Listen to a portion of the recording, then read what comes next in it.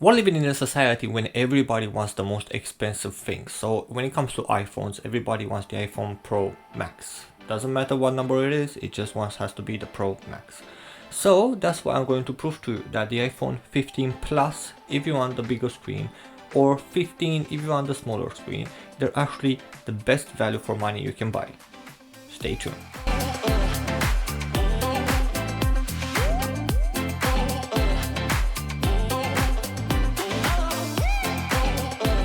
So in this video, we're not going to discuss about the software or how the apps are working and stuff like this, because there's no point. There's a brand new iPhone out there. We all know how iPhones are working. We all know that, the applications, they work perfectly. We all know that the software, it's iOS is the same, nothing changed since years. So if you had one iPhone in your lifespan, then that's it, you're safe.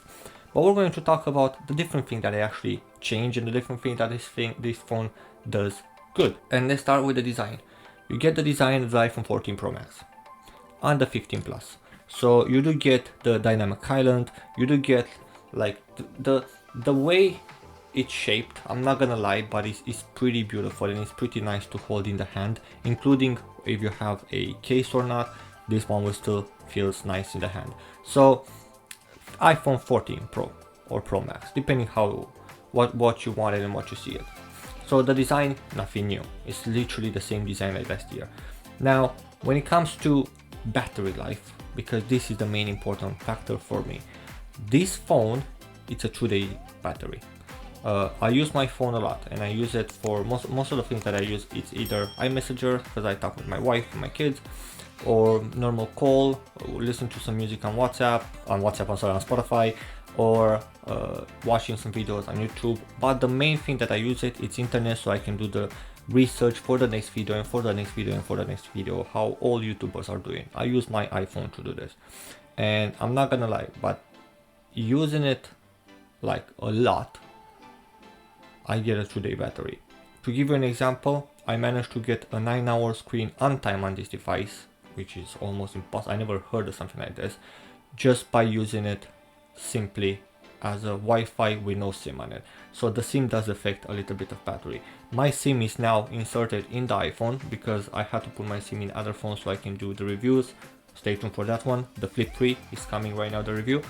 But the battery life on this device is literally amazing. Now my wife has the 15 Pro Max, and I'm not gonna lie, the battery is a little bit better than this one, but then how much that cost and how much this cost, and especially if you're going to go on eBay, you're going to get it for like $700, and that's really worth. So that's the battery. Let's talk about the new things, which are the speakers. The speakers are not the new thing because they're the same like last year, but the quality of the speakers, they're pretty amazing. And let me show you a demo.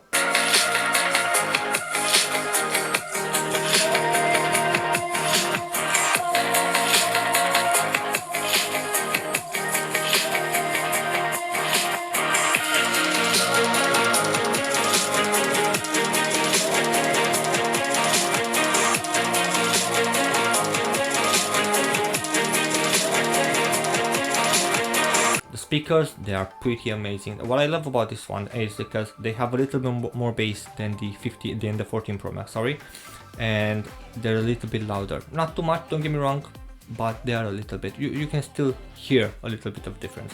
So they are very, very good speakers.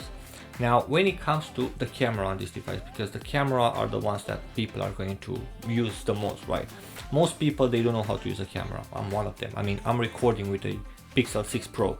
This video and all my videos, and I'm not a professional camera user, so I don't know how to use a proper camera, right?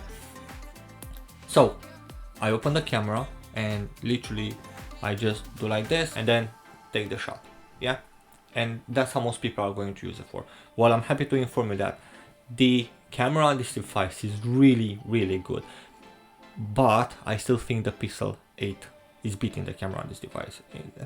That's personal opinions, hit and miss, but then for the eye, if you're not looking for the small details, then Pixel 8, iPhone 15, you're not going to see too much of a difference. So both of them, they're cool.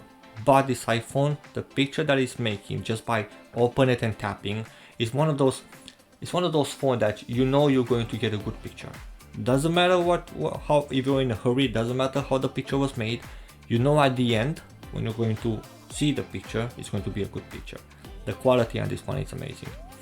Now, let's talk about the video, because the video on this device is pretty amazing. So that's the Pixel, and I'm going to record right now with the iPhone, and I'm going to use the iPhone's microphone. So I'm not going to use this microphone over here. No, I'm going to use the iPhone's microphone, and I have to admit the microphone is so good compared to other phones that if I didn't have this microphone, I would be more than happy to just use the iPhone's microphone. You know, the quality of the microphone is so amazing that it's beating, I don't think there's a mobile phone with a microphone as good as this one. That's in my opinion. Now, maybe I'm wrong, maybe there are phones that I didn't test it, but the microphone for this device is pretty amazing. But iPhone's video has another trick. So another feature that the iPhone has is cinematic mode. So right now I'm recording walking on the street. I'm using the iPhone's microphone. So whatever you're hearing right now is from the iPhone. And this is cinematic mode. And it's pretty cool, to be fair, because you get features that you will normally get with pro cameras on literally in your pocket. So I'm not a big fan of Apple's ecosystem and how locked it is. When it comes to features, this is probably one of the best features that Apple introduced. So yeah, this is how it looks like. So yeah, that's about it. I don't want to go into the details and take your time about how iOS is amazing and how this phone is running perfectly. This phone has the last generation's chip, so just keep in mind, has the iPhone 14 and 14 Pro Max chip, doesn't have the new chip, but still all the applications are running amazing. You don't have any lag, you don't have any problem. I'm not going to waste your time about how others are doing like a 20-minute review for a phone that is literally the same with some minor changes. So if you're an iPhone person, if you want a good iPhone and you don't have the money to buy the Pro Max and stuff like this, but you want the bigger screen, go for the iPhone 15. It's an amazing device, and especially when it comes to battery, it's top. For me, it's the best phone that I used when it comes to battery life. And even though I hate iPhones, I don't hate iPhones, I hate iOS because it's way too limited for my taste. Simple tasks like I want to move or download something or connect to my home server, I have to struggle and having problems. I have a Mac, but I'm using my Windows to actually do the editing, and taking the footage from this and putting it to Windows, it's a disaster. It barely loads and moves. And the idea that Apple still decides to put a 60 Hz on this thing, everybody's complaining about it. Let me just tell you this, you're not going to see the difference.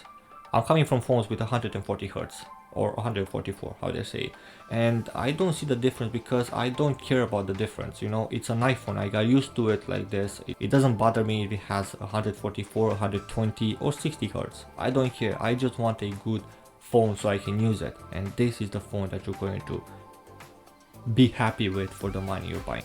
I think in the current iPhone states that they are right now, this is the best iPhone money for value you can buy right now. So yeah, I really hope this helps you. But yeah, let me know in the comments what's your opinion, and please don't forget to like and subscribe. It really helps me out. Since I'm a small YouTuber, I really want to get to 1,000 subscribers. And yeah, I will see you guys in the next one.